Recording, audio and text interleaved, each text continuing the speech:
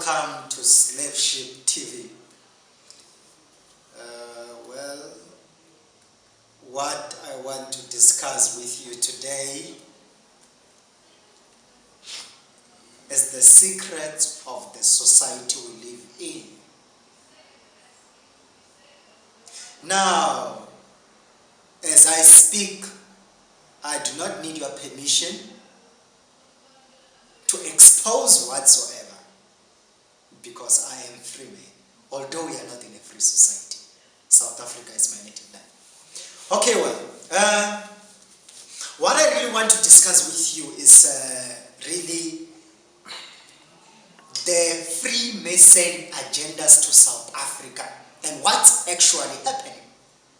First of all, when we are studying our history, it is so wrong from start to finish.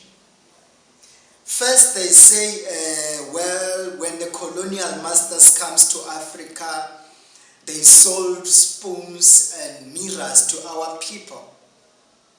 My question is, if really the mirror challenged our people enough for them to be confused and sell out their cows and cattle, there was water. Water was our mirror because it reflects a person, right? Because now I came to realize that when the Caucasian or the colonial master come to Africa, they looked at the three basics of an African man. The first was land, the second was minerals, and the third was a wife. And look at how this colonial pattern worked out. They took out the land forcefully. It was his basic. They stole his livestock in the question of cattle and so forth. Obviously, you can't marry a woman without sight. As a man of that time, you were entitled now to become their slave. But that's not what I want to really discuss. I discuss this because I want you to really understand this Freemasonry agendas to South Africa. This thing started in the 18th century during the times of Shaka Zulu. Now, I'm going to mention out the number of people that really sold out this country to the West. The Queen Elizabeth, the devil, Queen Elizabeth. The first one is Shaka Zulu. Shaka Zulu, even if you can read his history very well, he was operating from spiritual powers, Sangoistic demons.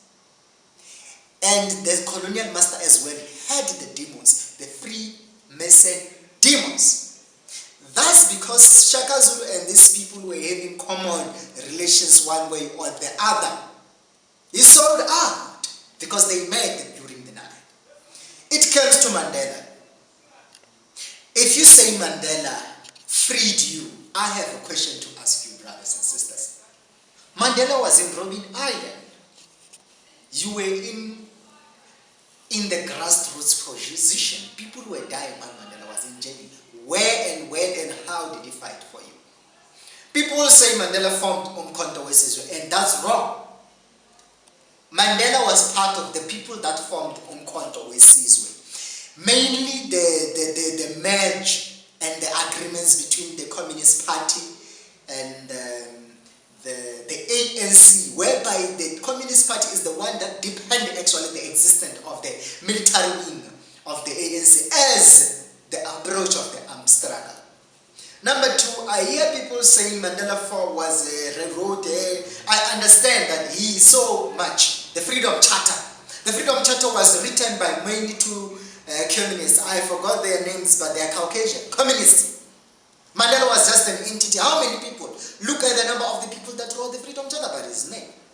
Now, the reason why I said Mandela sold out. Number one is 46664.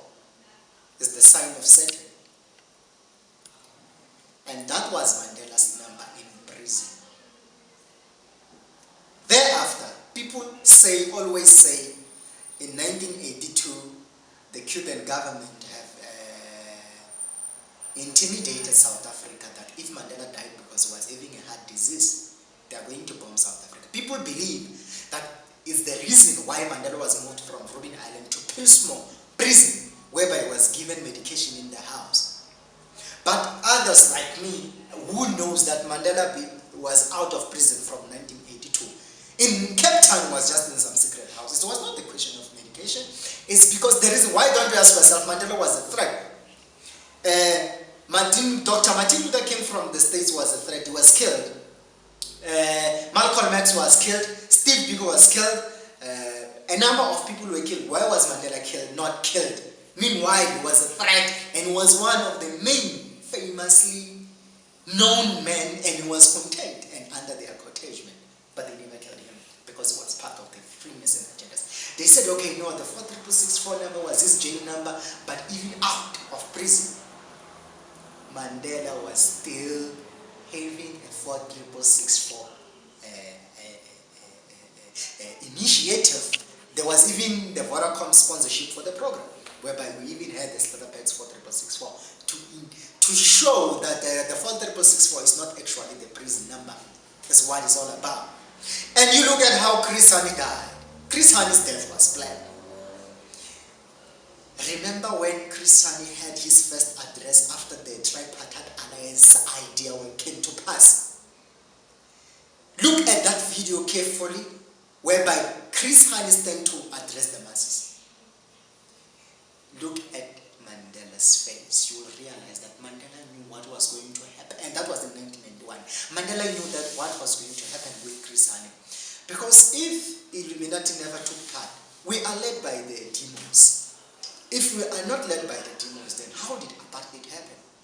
Do you think us as Africans are useless? People saying it's impossible. You know, we are human beings, but we're manipulated.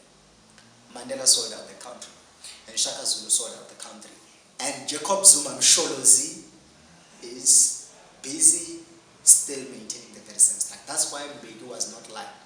People often say that Mbeki became a president because he governed Mbeki, his father was in prison. No, Mbeki had been involved in the ANC from exile and was the one arranging the meeting for negotiations with Goldsfield, together with the help of Oliver Tambo. He was helping out Oliver Tambo and writing speeches. He had been knowing the ANC from so long.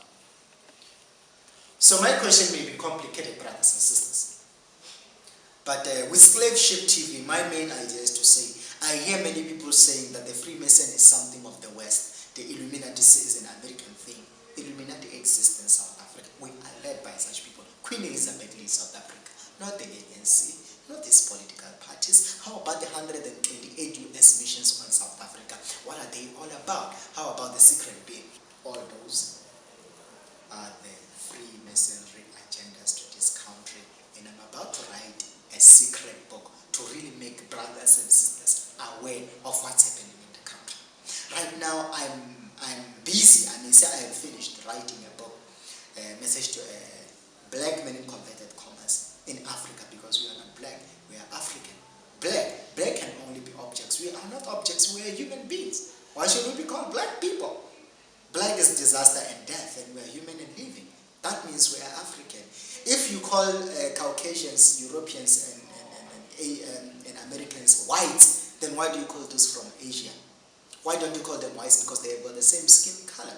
You see, there's confusion, and this confusion is caused by some kind of relations between the Freemason, the cage between the Freemason and their agenda in Africa, particularly South Africa as an economic vehicle of Africa. But otherwise, thank you very much. I will host you back on my next video. But well, before I conclude, I really think that there are a number of things I need to light out. In the question of Freemason. Now, in South Africa today, there is a secrecy bill. We had the president signing the secrecy bill. Where is that secrecy bill coming from?